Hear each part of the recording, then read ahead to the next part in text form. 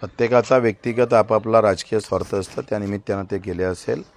त्याची आम्हाला काही पर्वा नाही आहे. त्यांनी आहे तिथं एकदम सुखानं राहावं. पण आम्ही शिंदे साहेबांना जो आत्ता आम्हाला एक घाव केलेला आहे, त्याचे हजारो घाव, त्याच्या बदल्यात आम्ही हजारो घाव देईल.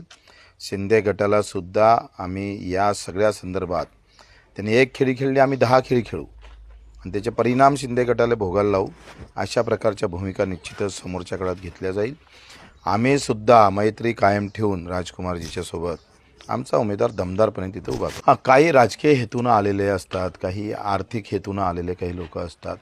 काय होतं आहे का, कार्यकर्त्यामध्ये हौसे नवसे गवसे सगळेच असतात.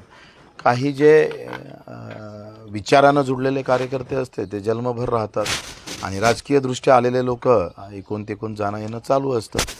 तर त्यांचा हा प्रवास सुखाचा जावो, प्रत्येकाचं राजकारण चांगलं व्हावं. पण आमचा लढा कमी होणार नाही. आमची लढाई कायम